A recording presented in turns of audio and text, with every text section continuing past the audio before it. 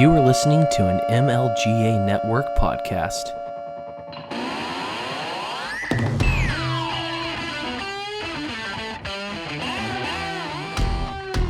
Welcome to Make Liberty Great Again, the best damn Liberty podcast that you've never heard of. I'll be your guide as we peer into the ridiculous reality that is our society and our government.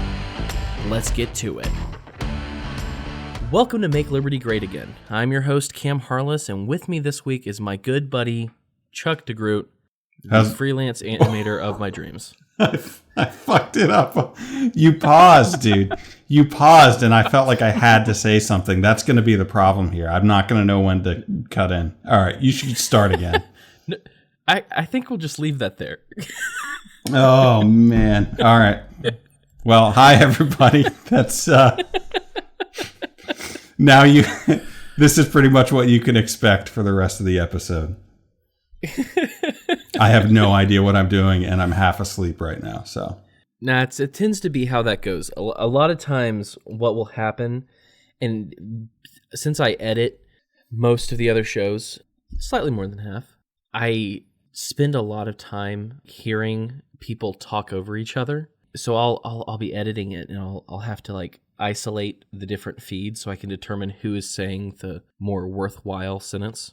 And then I choose. It's my discretion. Yeah, just pop mine completely down for the whole episode because nothing of substance is going to come out of this side.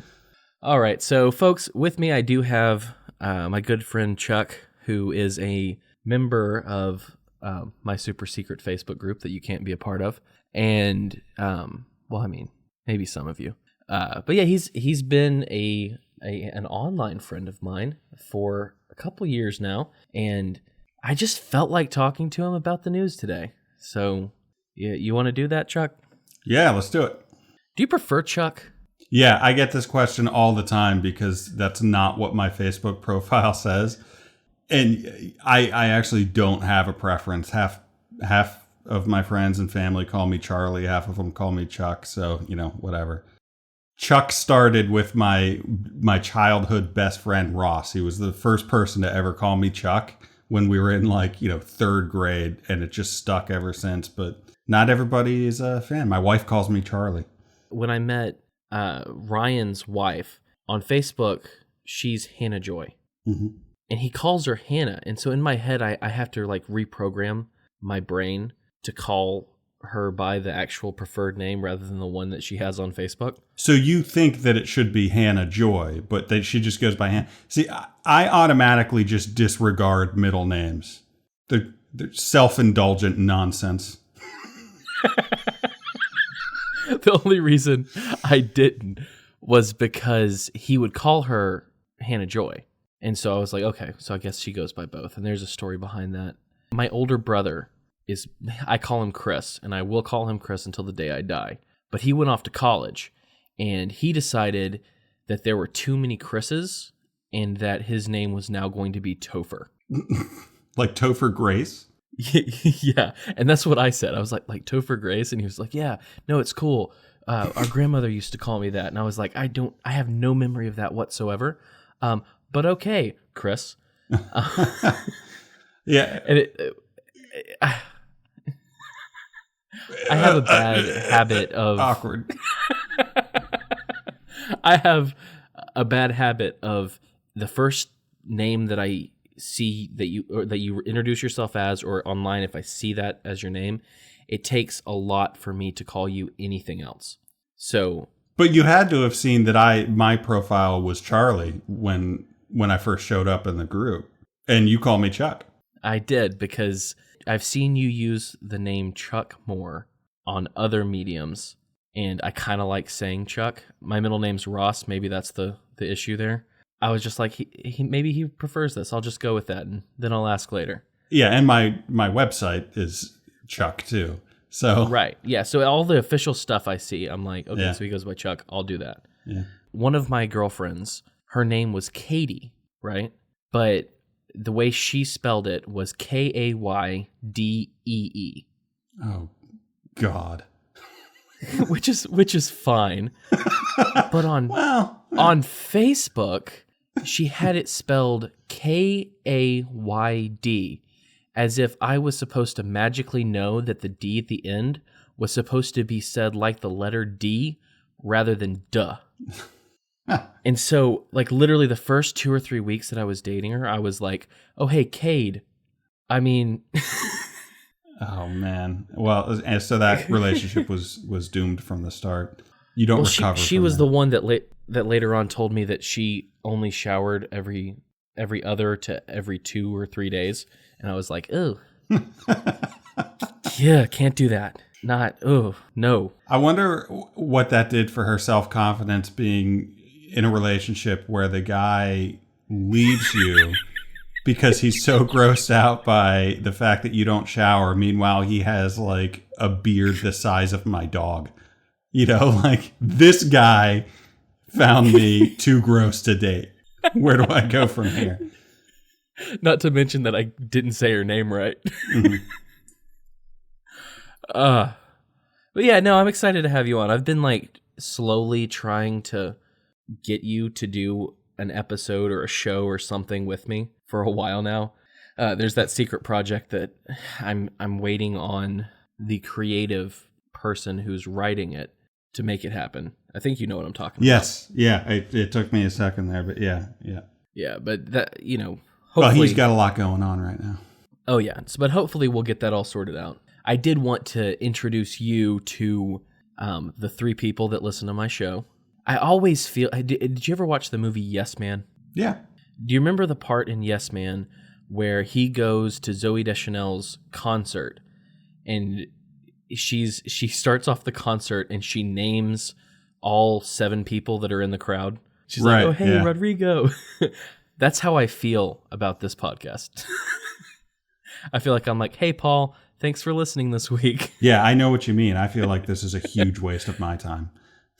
Yeah, I mean, well, you should feel that way. No. Yeah, well, we have been kind of talking about getting me involved in some of this stuff for a while. I have been hesitant because I think I'm probably the most boring person on the planet. And I work from home. I'm a freelancer. I work from home. I don't interact with people other than through my keyboard pretty much ever, other than my wife. Yeah. So I feel like I can't even like carry on a conversation like a normal person, which is evidenced by, the first like 10 seconds of this show. I screwed it up immediately. So, strap in. A lot more of that kind of stuff is going to happen. No, I think it's going well. I mean, you already insulted my beard, so that means you're good with me. Which is funny because I have a list of news that I kind of want to touch on, but I keep being reminded of anecdotes, and so I'm just going to go with that for now. Another girl I dated, it was right around the time that I got my first motorcycle. Mm-hmm. And so I had the beard, and I bought the leather vest, all the crap that you're supposed to get when you get a motorcycle. When you've got a crush on Charlie Hunnam. Yeah, I know. Right, yeah. I started walking like him, flailing my arms like a retard. Yeah, so I had all that get up, and I'm like, generally like online I can be a little bit, more heartless, but I'm an affable guy. I'm a kind person for the most part. But if you look at me the wrong way, or I'm pissed off and I have all of that regalia on, I've been told that it can be intimidating. Mm-hmm. And so there was this girl that I was dating was working at Zaxby's, and there was a guy that was working with her. And one day in the back of the store, he grabbed her head and kissed her on the mouth, like just out of nowhere. And so I was, of course, pissed off and wanted to go play the big man and ride up and threaten him or whatever. And she was like, no, don't do that. It's fine.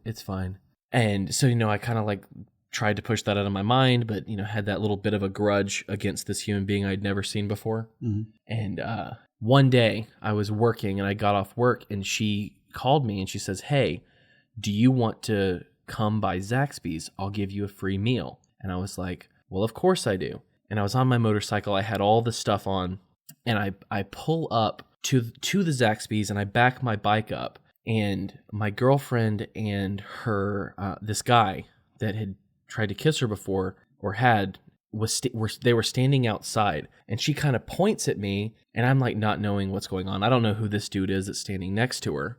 And so I just start walking up, doing my flailing Charlie Hunnam walk, and this dude runs away, runs to his car, backs up quickly, peels out. You could hear his tires, and he drives off. And I walk up to her, and I was like, what the hell just happened? And she was like, oh, well, he tried to kiss me again. So I told him my boyfriend was going to come and beat him up, and, that's why I called you. And I was like, that feels like something you should have told me before I pulled up. Just like walking blindly into this situation. Yeah, it's like, I may have been mad enough to do something, but I was fortunate enough that, pulling up on the motorcycle with the big beard and walking up wearing leather was enough. Yeah. I mean, that's like the best case scenario, really. You get the outcome that you want, and you have to put zero effort into it. My whole life is based around that principle. Speaking of Zaxby's, I was just talking to my wife about this, I don't know, earlier today, or maybe it was yesterday. Have you noticed that and this is like across the political spectrum, people on the left do it, people on the right do it, libertarians do it.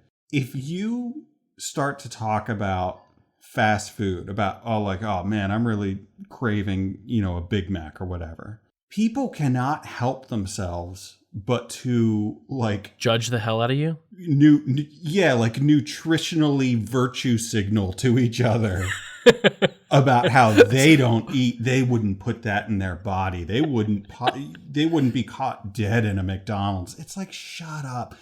Nugs are where it's at, and you know it. I married that person.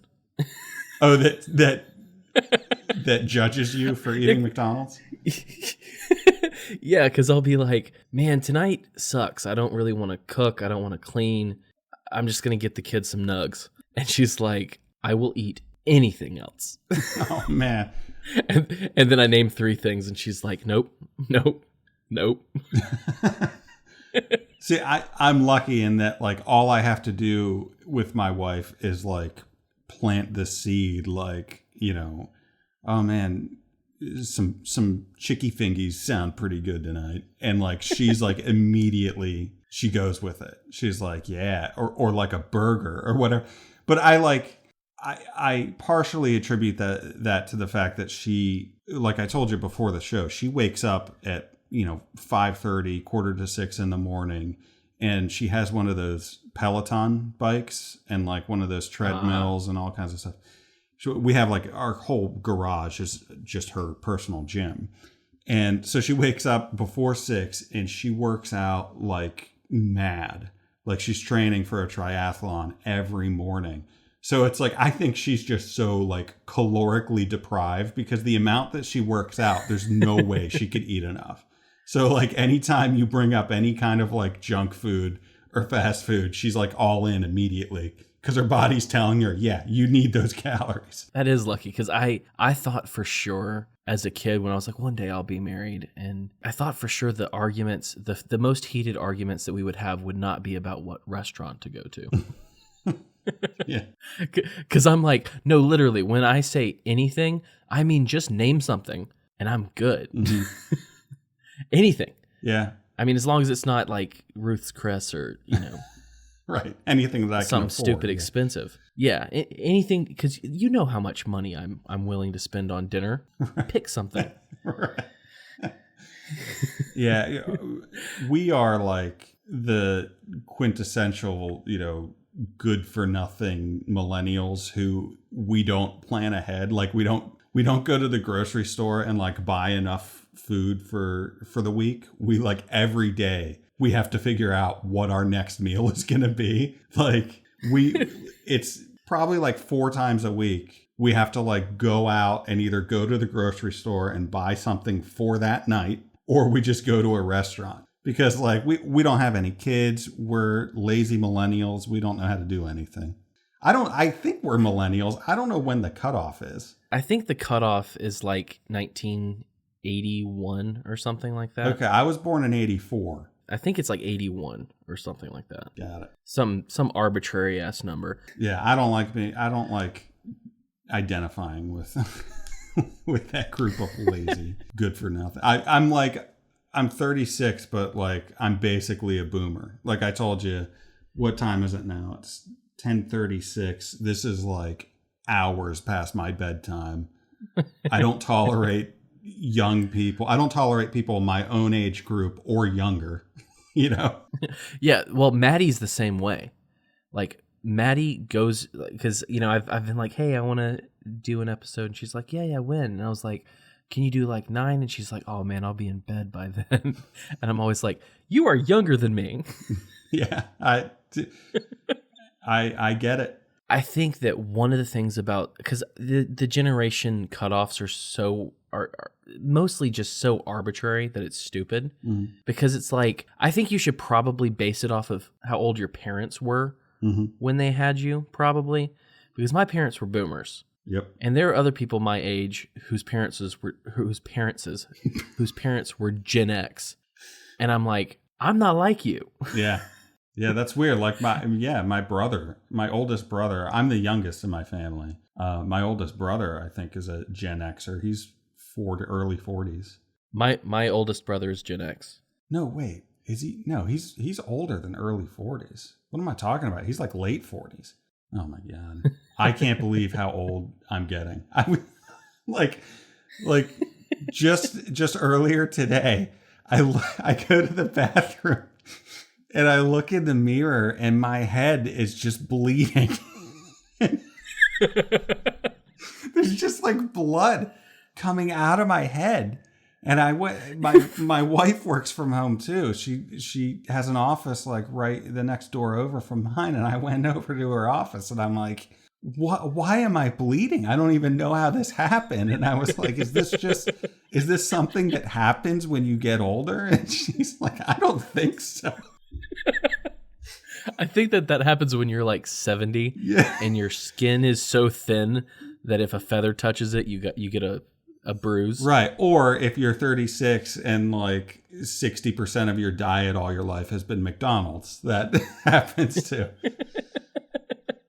Well, it's like I was telling you before we got on this, I've had a beard forever. I haven't shaved my face since 2013, but literally 2 weeks after I turned 30, for the first time in my life, I had to deal with dry beard and like flakes coming out of it. And I started having to have a beard routine.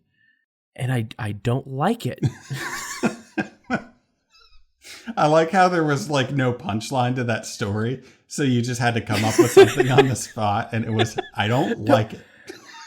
It's don't. Like something a toddler would say.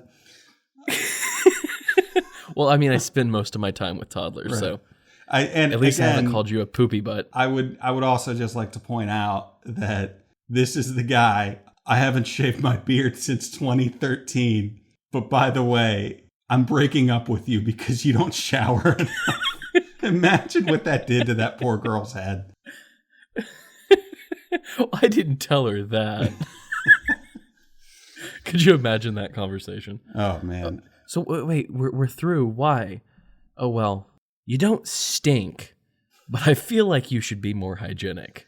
Dude, breaking up was always like, I don't know why. I hate upsetting people, right? I hate being the bad guy. And like, that was always something that I had such a hard time doing. I remember one time I actually Googled, word for word, I Googled state-of-the-art ways to break up with somebody. Because I was looking for some new, method that it was just like, hot off the press that would like a state-of-the-art way to break up with somebody without them like hating you or feeling bad or feeling disappointed or whatever. The search didn't turn anything good up, but you just ghost them. Yeah, you basically just ignore them until they break up with you. That was my method. Well, my move was always just like, right now, blah, blah, blah, reason. I just need a little space. And then like 2 weeks later, I'd be like, I just don't think we can do this anymore. Yeah, I think that's a pretty standard move. I think that's like what everybody does. You like test the waters with I need some space. And then once you're like away for long enough, then you can just be like, nah, I'm not coming back. Well, and I think part of that is like just being able to have that objective, a slight bit more objectivity in the situation because you're not next to that person all the time. Yeah. You get that chance to go, do I miss being around this person? And you're like, no? Okay. Yeah. That works. Next up on the relationship pod with Cam and Chuck. Why are we talking about this? I don't know. It's just we're just letting it happen.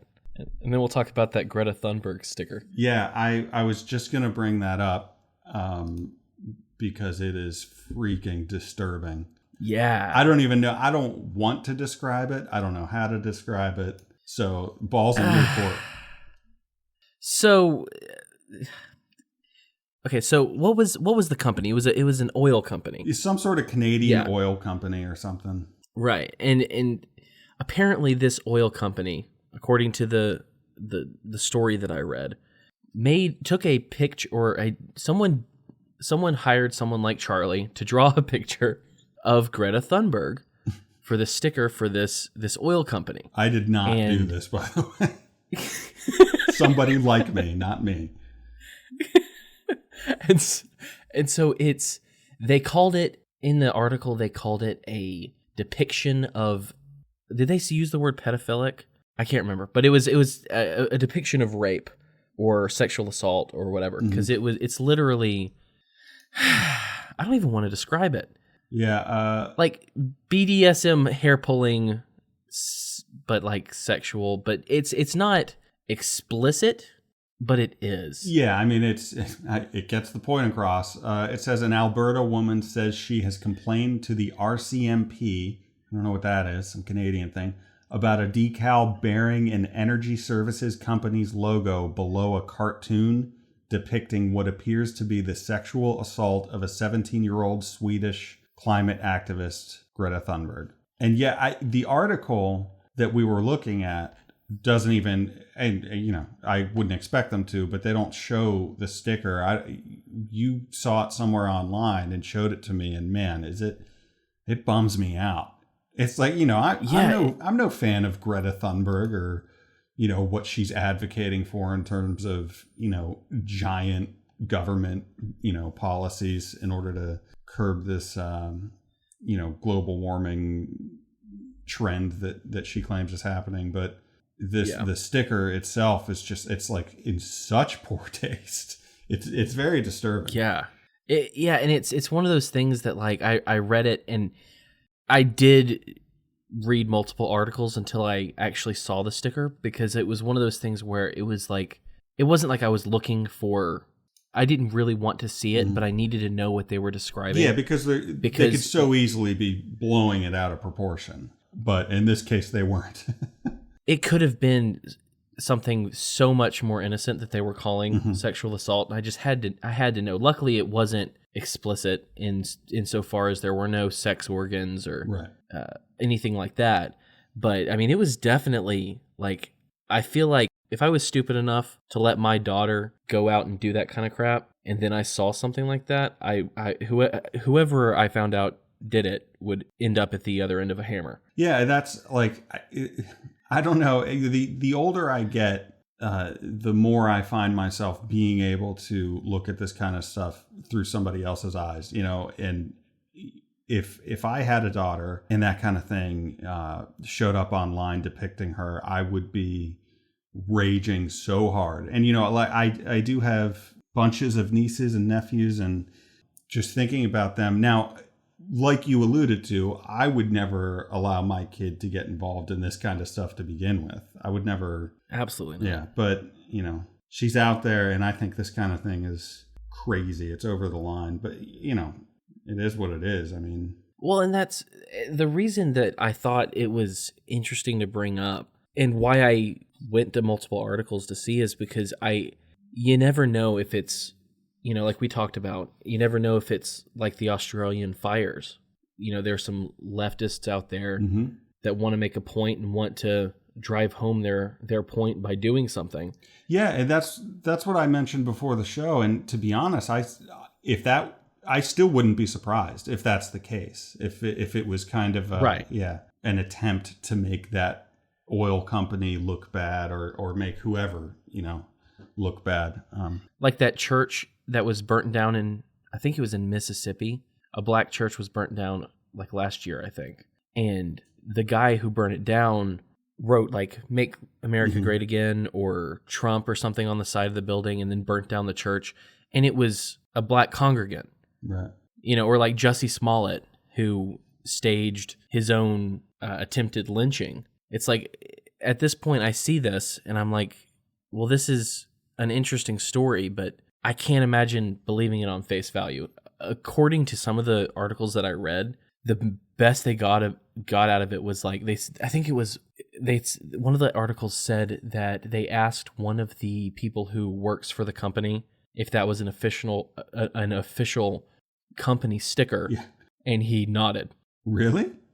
Oh yeah. My God. The article, the one that we were sharing, I think he came out with a statement saying, or somebody from the company came out with a statement saying, "This, we don't know who did this. This is not something from our company." Right, and well, that's the thing. Like, I doubt it is an official. Like, I don't see why an oil company would draw that kind of fire purposefully. Like, it doesn't make any sense to me. I could see it being on either left or right. Either someone on the right's getting really mad at Greta Thunberg, or someone on the left wants to draw up some controversy. But I read an article and it said they asked someone who worked for the company and he nodded. And I was like, oh yeah, I believe that. That's quality journalism. Right. Yeah, I guess that's the thing. We're talking about the effects of getting older, like a randomly bleeding head. And, I feel like one of the other effects of getting older is that I just don't trust any media anymore. Like it's gotten to the point where not only do I not trust anybody, so like I just don't consume news about current events like I used to. When I was younger, I was obsessed with this stuff. But the lack of trust in any sources, even, I used to be like, oh yeah, Reason Magazine, they're pretty balanced. They're, and I don't even feel that way about them anymore, So like, it's partially like I don't even know where to go to get a balanced story, but also like just utter saturation of all of this, like all of these partisan stories. This is obviously, this Greta Thunberg story is being used as a way to make people who quote unquote deny climate change look bad. It's just like there's too much, and it's like I can't continue to like ingest this nonstop like assault of partisan nonsense anymore. I'm just kind of sick of it. It's like when I was younger, when I was in college or high school and I was super into this kind of stuff, it was kind of like my thing. Like nobody else really cared. And now it's like everybody cares and it's too much and I just want to get away for a little while. Well, that, and I think for a lot of us, even if we don't even realize it, a lot of people have been red-pilled on the corporate media and the fact that it's an agenda rather than a bias. Right. Like all of these stories, these people have something that they're shooting for. And I mean, some of it's a very carefully constructed narrative. And it's like once you see that, it's like Michael Malice talks about, it's like the Matrix.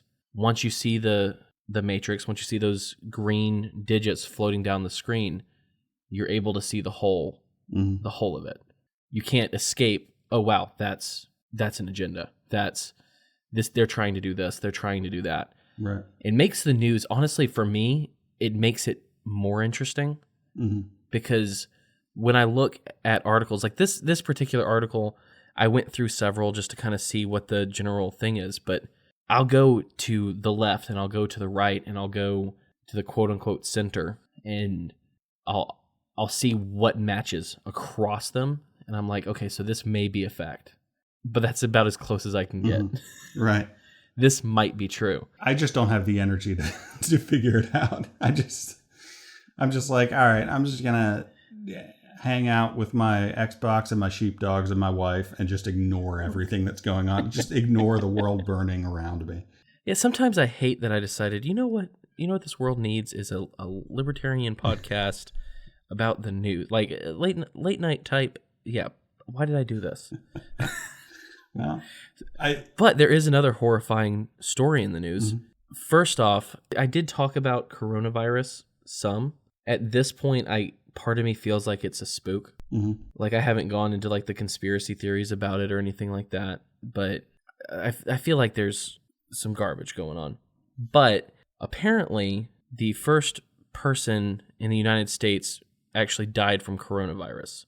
A man in his late 50s died of coronavirus in Washington, in the Seattle area. And I bring this up partially because of coronavirus, which I think people are freaking out about more than they need to be, like with every other pandemic that we've heard of in the past, 20, 30 years. You didn't get SARS, did you? No, I must have been asleep through that whole thing. I have no understanding of what SARS even was. How about mad cow? Did you get mad cow? Nope. Avian flu. Yes. No. Wait, no. Swine flu. No. That's the thing. Like I don't get too hopped up and excited about these pandemics because or Ebola was the last one. Do you remember the Ebola panic? Yeah. Like a couple years ago? Well, I think it was like 3 people. Right. Why should I get worked up? But I think the best part about this guy dying of coronavirus, what a horrible way to say that. But the best part about this guy dying of coronavirus was that President Trump had to get up there and talk about it. He had to go and give his condolences. And when he did so, he called the 50-year-old man who died a wonderful woman. Oh, man. Classic Trump.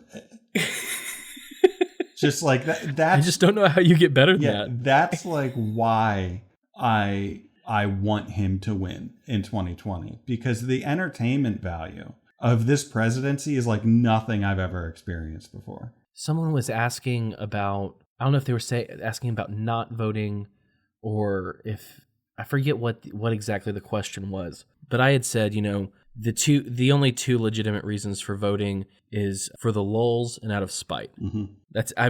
And so right now, like I'm kind of done with the whole voting thing. And honestly, I kind of want to make a MoGraph don't vote video that we can spread and disseminate, because I feel like that would be a lot of fun, just to see the reactions off of it. Oh, your meme says it the best. I mean, it's a religion at this point. The yeah, I voted sticker on the forehead. I don't even know the religious meaning of that. Is it Ash Wednesday or something? Yeah, that's Ash Wednesday. Yeah, I'm not Catholic or, more sacramental or liturgical like that. So I am not entirely sure of what Ash Wednesday is. I assume that it has something to do with back in the Old Testament, when someone would have something horrible happen to them, they would tear their clothes, they would wear sackcloth, and they would rub ashes on them. So I guess it's a sign of mourning. Ugh, boring. Not really sure. Well, I love. That's a question for Tom Woods. Yeah, I love that meme though, and I love seeing, because this is a meme that you created like a couple of years ago, and it's of a priest putting the I voted sticker on some woman's forehead in this, religious ceremony. And I love seeing that, knowing that you did it. And like this year, for some reason, it has like picked up steam just in the last week. And I'm like seeing it everywhere. I'm seeing people share it all over the place. And so like, that's my claim to fame. Like, I know the guy that made that meme. Well, my other one is the when we were going to go to war, when we were allegedly going to go to war with Iran. I think it was last year. Oh yeah, and the peace sign. Yeah. I made the finger peace sign hand gesture with the Iranian flag on it, and it went all over the place. But what was funny was the other day I was on some page reading something, and someone commented, and their profile picture was of a real hand that someone had painted and matched that image that I had created exactly. Mm-hmm. Yeah, I saw that. I saw you comment on that. I was like, what? Yeah. Because the person never told me who they got it from. Because that's actually really cool. The fact that the other night I Googled the name of my podcast and found literally the first ever designs I made for the original podcast. People have been apparently, they got that original black and white image, and they've been selling bumper stickers with it. Mm-hmm. And I found it on Amazon, and I found it in some other random place. And I was like, how'd you even get this? Because it can't be anyone other than mine. Right. You know, no one's going to make that. Right. But yeah, apparently people are making money off of my IP. And I was going to say, as somebody that I assume doesn't believe in intellectual property, you gotta just applaud that, right? Well, it's one of those things where like I don't really care that much because I doubt they're selling that many, because it's easily one of my least favorite designs that I made for this. But my only issue, like I don't legally, I mean, it's an idea, it's a photo. What can I do? Mm-hmm.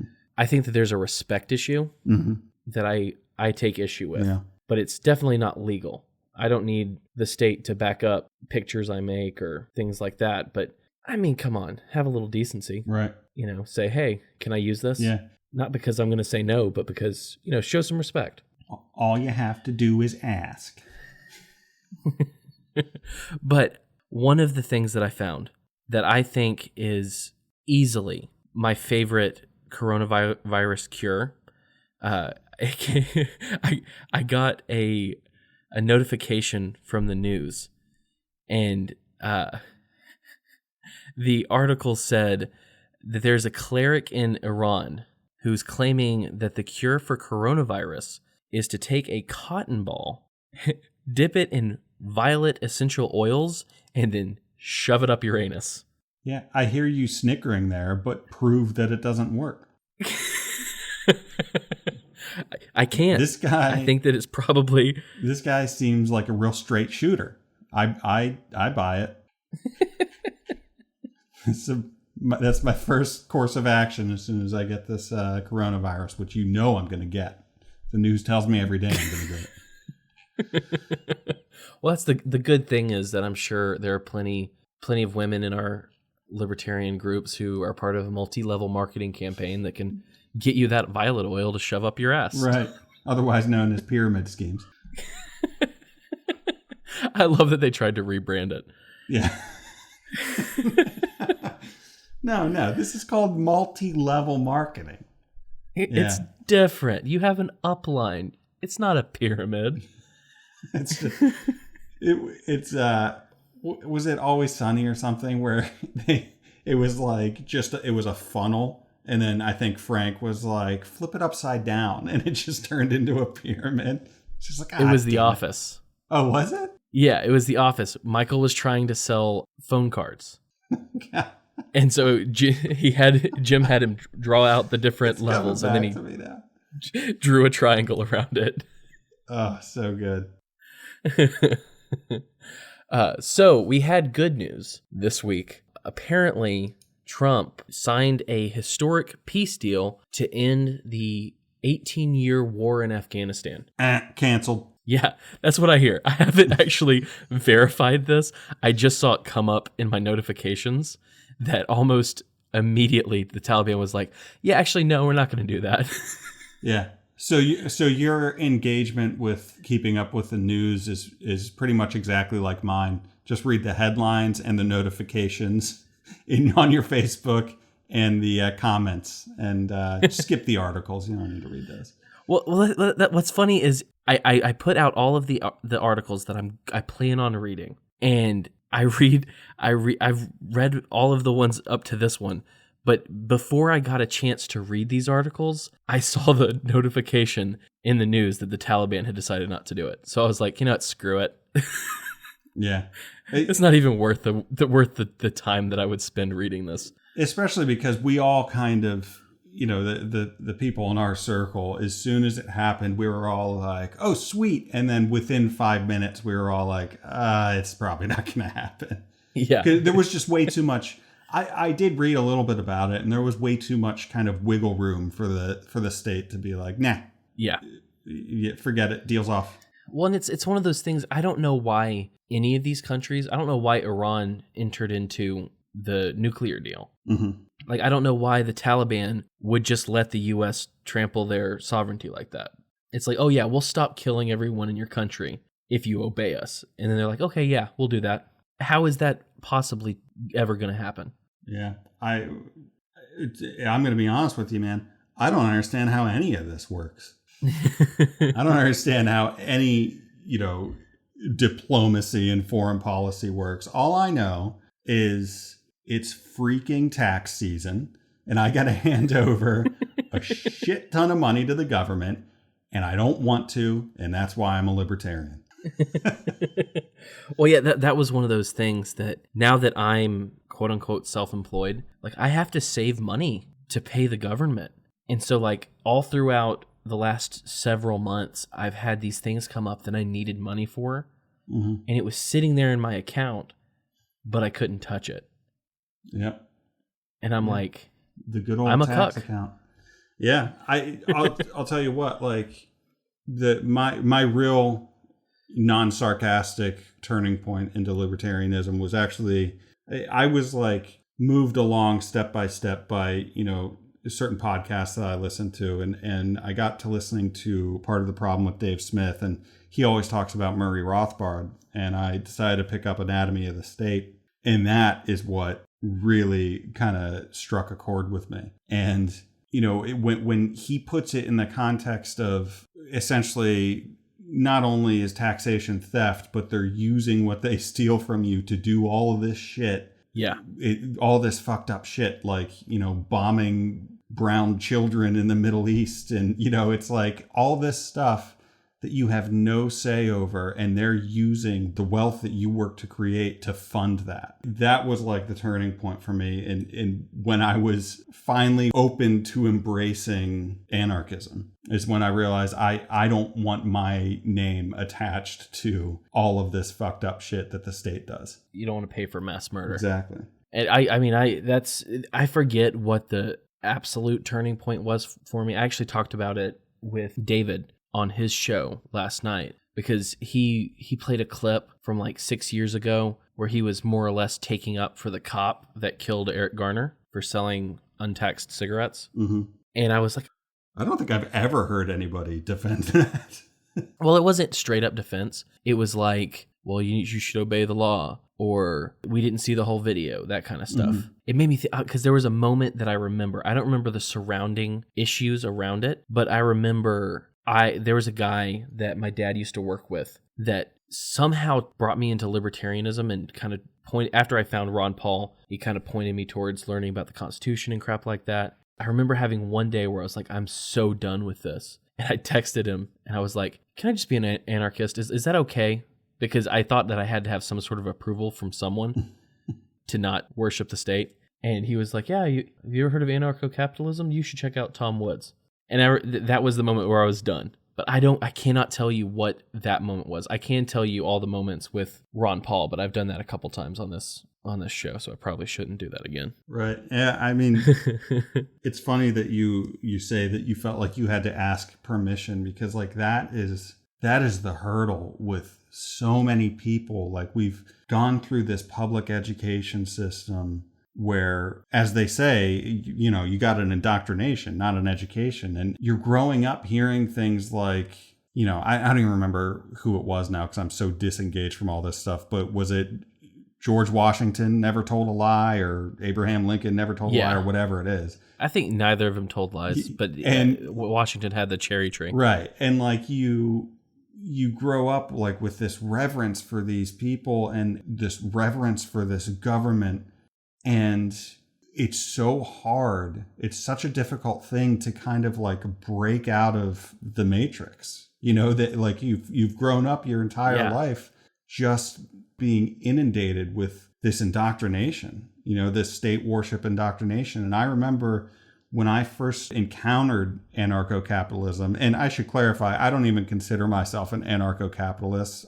The labels mean nothing to me at this point. I just know that like I don't approve of what the government is doing, and that's enough for me. That's one of those things for me too, because I never say, hey, I'm an anarchist or I'm an anarcho-capitalist or anything like that. I mean, there are times that it's the easiest way to explain things to people that are in the know. And there's times when people are horrified by it. Right. And most people are not in the know. Right. You say you're an anarchist, they think of communists with black masks and Molotov cocktails. Exactly. Right.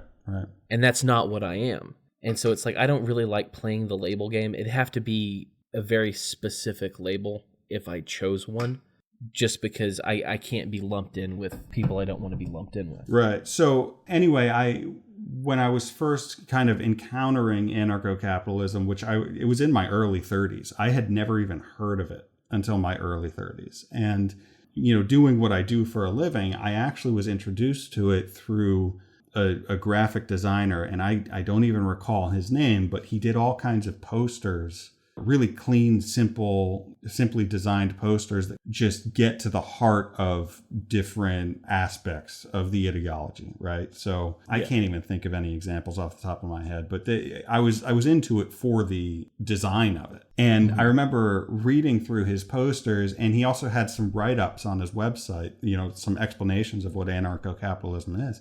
And I remember reading it and being like, yeah, that all makes sense, but no.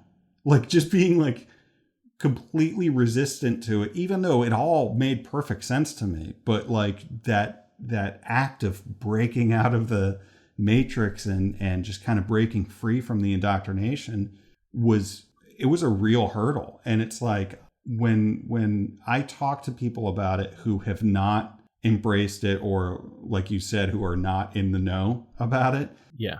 I totally understand where they're coming from, because it's so fresh in my mind what I had to do to clear that hurdle myself. I think it's well known that kind of in the circle of, liberty people and anarcho-capitalists, we can be very abrasive toward people who we think, worship the state, so to speak. But I think sometimes we need to take a step back and realize, man, that's not an easy thing to overcome, however many years of government indoctrination that you've gone through. Like, I think we need to be a little more patient with people, So I'm probably one of the people in our secret group I have a little bit of a softer spot, so to speak, for people that are more big L libertarians or conservatives.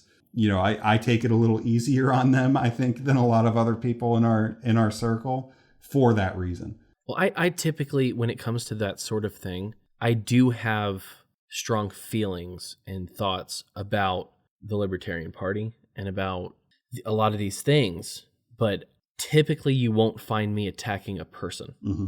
You won't see me call someone, unless I'm trolling and playing and they know me well enough that they know I'm playing. I don't attack the people. I will attack the ideas. I do think that, the Matrix analogy is actually so perfectly suited for this conversation, because one, there is that period of time where it's all bullshit, and you step back and you get out of that mindset, and there's this period of time where everything is so bizarre. The fact that we have children go to school every morning and, they stand up in their class, they put their hand over their heart, and they swear an oath to a piece of cloth and the country. And it's when you start thinking about that, or like you said, George Washington and his cherry tree or whatever, it's so bizarre. Yeah. And there's this period of time where you're like, wow. Yeah, that was how? That was another specific point that I can remember that was like a bit of a turning point to me. It didn't all happen overnight. It was a series of turns towards, this brand of libertarianism that we embrace. I was listening to Part of the Problem with Dave Smith, and I don't know if this is something that Murray Rothbard or somebody said, and he was just paraphrasing it, but he described it as, we send our children off to essentially this 8-hour jail cell. And they start every morning by putting their hand over their heart and praying to a flag. I was already into libertarianism at that point, but man, that description of like just these children putting their hand over their heart and praying to a flag, praying to the state, essentially, really struck a chord with me. And it's really when you get that, when you break free from the indoctrination and you look back at that specific image, it's really horrifying. It's a weird, bizarre thing, like you said. It's so bizarre when you actually step back and go, what are we doing? How did I do this? I had different moments throughout my life when I was younger before I even contemplated libertarianism, because I first heard Ron Paul about a decade or so ago, and that's when I kind of understood what I thought, because there were a lot of things that it was more like Ron Paul saying something and I go, hey, that's what I believe. Mm-hmm. Rather than, oh, this is a brand new idea. Mm-hmm. Sometimes, he restructured the conversation of like, what if it was Chinese troops in Texas rather than U.S. troops in Afghanistan? Right. How would we feel? So, there was some deconstruction of that was very good. But I remember one of the ones for me, I grew up in a Christian family. I'm a Christian. Everyone, I think, knows that. But when I was probably like 12 or 13, I remember driving down the road and we were listening to the Christian music station. And in the middle of it, the radio announcer person said, "You're listening to WDJC, your God and country station." And I remember having this thought when I was like 13 or 14 where I was like, why are they putting those two things on the same line? Like, this is supposed to be a Christian. We're supposed to, love God more than anything else. Why the hell are they equating these things? Right. And I was like, I can't do that. And I remembered like having this cognitive dissonance for the longest time until I had someone articulate kind of what I was struggling with. Mm-hmm. One of the things that I actually wanted to talk about was a friend of mine, or one of the people from our group, recently just put up a post and said, it's been a couple years, but my 6 months from minarchist to anarchist are over. And I was thinking about how that works, because almost any time you talk to someone who's really stuck in that constitutional conservative or conservatarian or libertarian party mindset, it's the realization that kind of needs to happen, I think, for most people, isn't that anarcho-capitalism or anarchism or whatever is particularly well documented historically as effective. Because people are always like, well, what about the roads? What about military? What about defense? The whole point of this, what you really need to ask, I think, as someone who was a minarchist at a certain point, is, do I believe what the state is doing is legitimate? Do I think that it's a moral good for the state to tax, to go to war, to do all of these things, to be the monopoly on security forces, police, all of these different things? Do they do a good job? Do they hurt people? Do they take their stuff? Am I okay with those things happening? And if you're not, regardless of whether or not you're in the LP or you are struggling with minarchism versus anarchism based on practicality or pragmatism, philosophically, you're an anarchist. Right. Right. I think that's one of the big hurdles is, there are a lot of people out there that I know that would call themselves minarchist or wouldn't.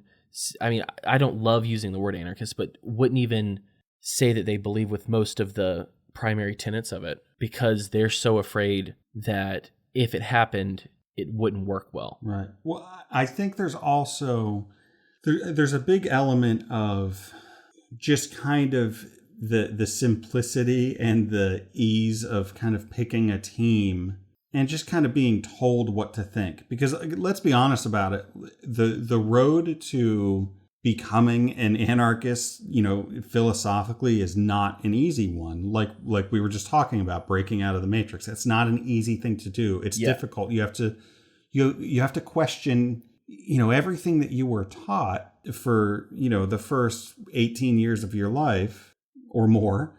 And you have to be open to other ideas that contradict what you had been taught all your life. And you have to do your reading. You have to put effort into kind of finding that truth, right?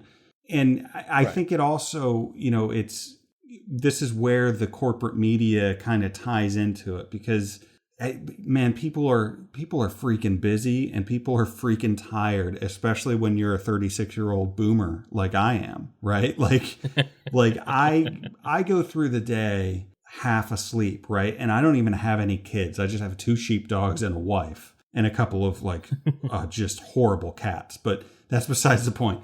So it's so much easier to, on your commute home from work, turn on the conservative talk radio and just be told what to think. And then when you're done with your commute, you can get out of your car and you can be with your family and you're good, right? To a certain extent, I totally get that, because it's it's easy. You don't have to put too much thought into it. And we all know that most people feel like they can have no effect on this system anyway. The most that they can do is go and cast their vote every couple of years and that's it. So why put a ton of effort into researching and understanding political philosophies that you may not have heard most of your life? I got a family to take care of, I don't want to go reading these huge Ludwig von Mises books, which are just, I'm sorry, I get it. The guy was smart, but my God, is that boring stuff to read, at least for me. I've read some of different people. I've never read but a couple of chapters of Rothbard. Oh, you see, that's interesting to me, because he was the one. Now, I read Anatomy of the State, which is basically a pamphlet. It's very small. And I read one other one, and I don't even remember the title now because it was years ago. But he was the one that, to me, made it interesting, because he was so good. He was he was kind of like Tom Woods. You know how Tom Woods can take any mundane subject and just kind of make it interesting? He's so good at kind of flipping it on its head and presenting it in a way that you've never thought about. That's what Rothbard was like to me. I will eventually read more, but a lot of my issue is I'm pretty convinced that I'm ADHD or something. The only time I typically have to read is when I'm about to go to bed. Right. Yeah, me too. I'm going to fall asleep. Mm-hmm. So it's hard for me to sit down and read. That's just another aspect of getting older, dude. I'm the same way. It's always been that way for me, though. Yeah. I'm going to fall asleep. And so audiobooks can help. Sometimes they're too dense, but Tom Woods was great for me. Mm-hmm. That was good for me to learn more. And the reason that the Matrix thing is particularly, it's an apt description, is because, yes, there are some people out there that are struggling with it, like we're talking about, that are trying to get over the hump, trying to get out of the Matrix, and they're scared, or their expectations, or their family will think they're crazy, whatever. But there is also a huge contingent of humanity that are NPCs. They never question the narrative. Mm-hmm. Just like what you were talking, I never thought in my life that later on, after watching The Matrix when I was a kid, that I'd go, wow, this actually is a really good analogy for our reality. Yeah. Yeah. I just thought, hey, that guy is cool. Look no further than Facebook debates, on any news story. It's you have people from both sides, liberals and conservatives, just parroting talking points to each other. And it's they're not, these aren't original ideas, they're just, and I have to admit, I used to be guilty of the same thing. When I was younger, when I was in college, I was a stone cold conservative. I listened to Rush and Hannity every day because I had a commute to school, so they kind of indoctrinated me on my commute, but I would just parrot their talking points. And, I stood with Israel without even really understanding why I stood with Israel. And I would get on Facebook and I would basically sound like a mini Hannity. And you still see that. You see it even more now because Facebook has become so much more political and people have become so dug into their sides. And it's you're just parroting what these elitist state leeches are telling you to say. You know, it's you're not putting any critical thought into this. You just chose a team and you're sticking with that team. And like I said, like a part of me completely understands that.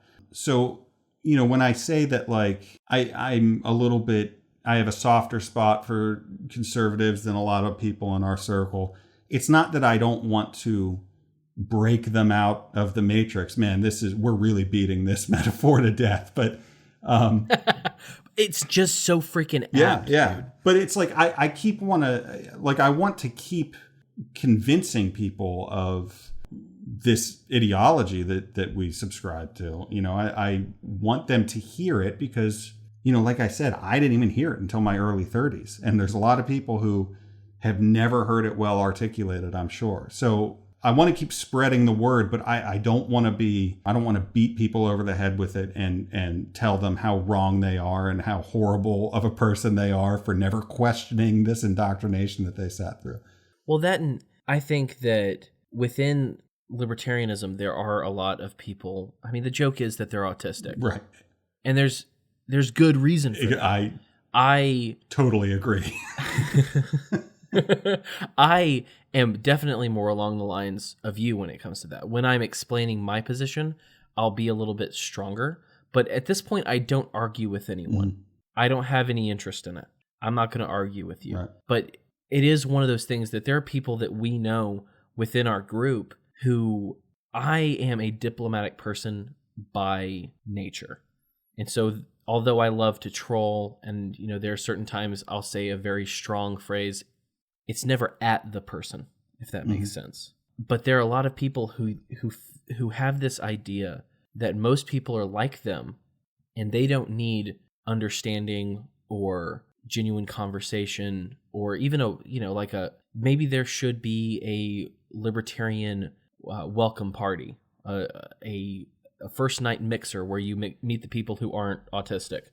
But there are a lot of people who people think like them, and so what they needed was shock and awe. Mm-hmm.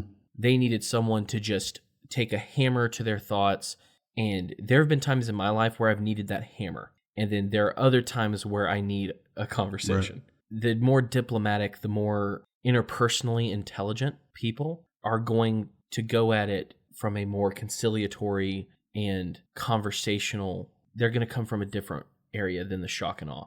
Some people only know how to do shock and awe. Right. So from the perspective of receiving that, you know, when I was on my way to becoming a libertarian, I'm the type of guy that if somebody tries to beat me over the head with something and tell me, no, this is what you need to believe, this is why you're wrong, I'm immediately going to resist that and be like, no, F you. You know, like I'm going to dig in. So like for me, I didn't start embracing this stuff until I was, you know, I had voted Republican all my life. And at 2016, when Trump became the nominee, I just couldn't stand him. And that's when I started like just looking into first the Libertarian Party and then libertarianism. So it was like a slow kind of turn into libertarianism for me that like I just, if somebody was telling me this is what you should believe, never would have happened, right? Like if somebody was right. debating me on Facebook and telling me this is what you should believe, I would have resisted it. But because I kind of was able to look into it on my own and put the time in and slowly start to embrace the ideas, that's what worked for me. And I think most people are like that. I think if you tell somebody, no, you're an idiot and here's why, most people are just going to immediately resist. I mean, I agree with you completely. That's I think for me, the way I go about these things, like there's the public persona, there's the trolling that I like to do. But when I'm having conversations with people or I'm talking about these issues, it doesn't, man, my brain just farted. You better edit out that huge silence, dude, because you sound like an idiot. I will. Dude, that was like my number one fear agreeing to do this podcast is that I have these like brain farts like you wouldn't believe, because I don't talk to people ever. I can never come up with the right word. Like, I have the vocabulary of like a 6-year-old. I'm retarded. So like No, this has been actually really good.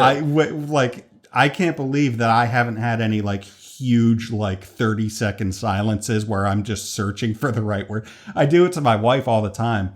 I'm like mid-sentence and then I stop for like an extended period of time and then I'm like, what's the word I'm looking for? Wait, just give me a word, because I'm like straight up retarded. And what happened just then was, my problem is I will know what I want to talk about, and then I will go to say it, and my mind has raced away from that thought and is moving on to other stuff. Me too. And so that's what just happened, is I had something to say, and then I started thinking of something else, and then forgot what I was But let me ask you this. You're effing awesome at articulating this shit in the shower, aren't you? Because I sure am. Like, I have like these imaginary debates in my head when I'm in the shower. And I'm Tom Woods. I'm better than Tom Woods. I'm freaking awesome. And then like as soon as somebody I'll be honest with you, I don't think about it. Oh my God, really? And then like as soon as somebody in real life is like, oh, so what do you think about this? I'm like, I have no idea how to explain even my own thoughts about something. Yeah, I have no idea what I was getting at. Yeah, it was stupid. Anyway. It did make me think about, there are people, okay, so I would say within the libertarian atmosphere, I don't know what word I want to use here, but within the realm of libertarianism, there are the people who want to have conversations, who want to have a meal with you and talk through all these different concerns or talk about the morality of it all or relate it to your life. Mm-hmm. And then there are the people who are like the Westboro Baptist Church, who's like, God hates fags stuff. Like, are you going to have a conversation with that guy? No. The only reason you have a conversation with a guy who preaches libertarianism, like the Westboro Baptist Church preaches their demented gospel, the only reason people talk to them is so they can prove them wrong. Right. They don't go into that conversation with an open mind, with a seeking discussion, seeking enlightenment or conversation. They are literally, you have said something wrong or you have said something mean and I can't abide that. Like back in 2016, like I've done a lot of changing since 2015 and 2016 because when Trump first came out, I hated him. And I still hate most of what he does. And he's done some stuff that I despise. I can't believe I missed the humor of those first few debates. Oh, yeah. Because I was in my brain thinking about, oh, it needs to be Rand Paul. Rand Paul won every single one of these debates. No, he didn't. And I missed the humor, and that pisses me off more than anything. Yeah, I was the same way, and I have softened on Trump quite a bit. But I will say that I did not miss the humor in the debates only because my wife kind of pointed it out to me. She was like, she's not super political. She believes what she believes, but she was excited, and she still is for 2020. She was excited every time a Trump debate would come on because she would think that they're so funny. So like she kind of showed me the humor in those debates. Whereas if I wasn't with her, I would have been the same way. I just would have been like, screw this guy, screw this party for not giving Rand Paul a chance, Yeah, well, and that's where I was in 2016, and then I had to. What kind of got me out of it? There were two things that got me out of that and started helping me see the humor in it. One was starting the Facebook group and having people who I could riff with on everything else, and then I started seeing the humor in it. But a big one for me was Michael Malice. Like his joy at this stuff, I understood it.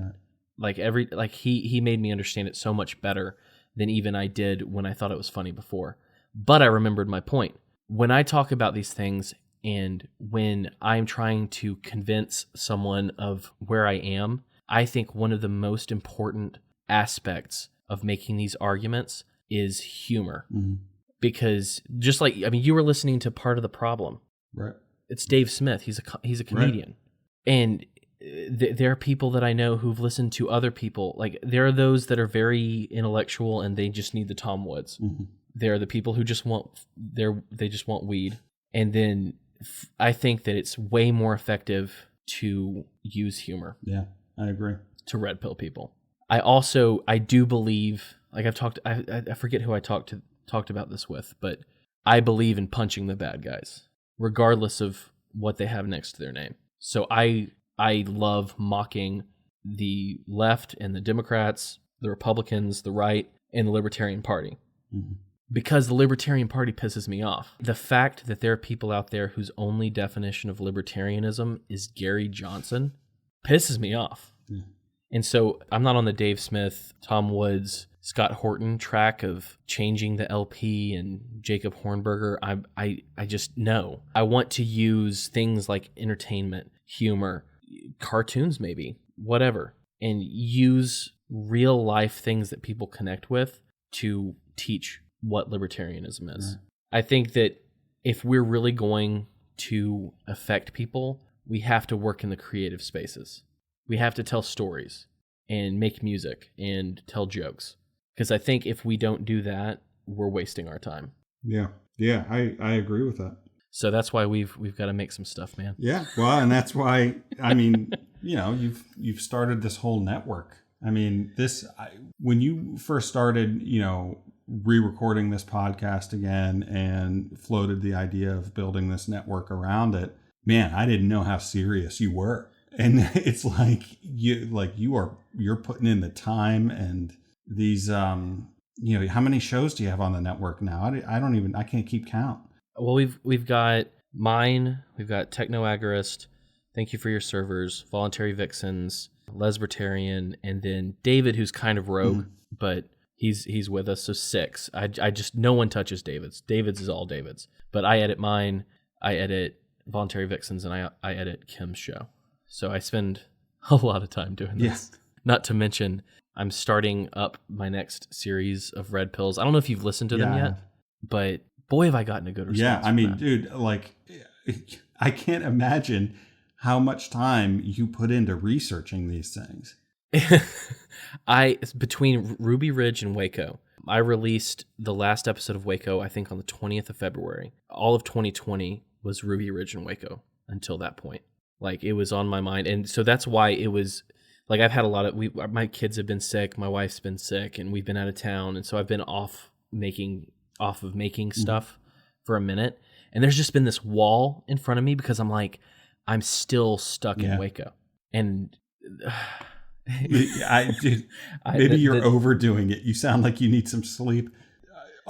I will say that I shared, which one was it? Was Ruby Ridge, right? In the Part of the Problem Inner Circle group. And when I shared it, I initially thought, this isn't going to go anywhere because I never post in here and people have no idea who I am, right? But people immediately started reacting to it. And I think you got a bunch of new listeners from that. Hopefully you did. But it's like, I hope so. It's so well done and so well researched that, thank you. That, if anybody has any interest in that kind of stuff, like government true crime is basically what it is. And anybody that has a passing interest in that kind of stuff needs to go listen to those because they're so well done. Thank you. Blood, sweat, and tears. And I just started. So I was going to immediately smash into telling the story of the Oklahoma City bombing right after Waco. It was going to be essentially a trilogy of stories. So Ruby Ridge, Waco, OKC, because, McVeigh, his apparent stated motives were Waco and Ruby Ridge. He was actually at Waco outside while they were holed up. I didn't even know that. Yeah, and he weirdly enough, I saw pictures of him there, and he was selling stickers that I've not made any sense of yet, which I'd like to. It was a bumper sticker, and they weren't crossed out or anything. It was a bumper sticker with a swastika and a hammer and sickle. And I don't know why he was selling those. I don't know what they were, but gosh darn it, I plan on finding out. Well, if anybody can get to the bottom of it, you can.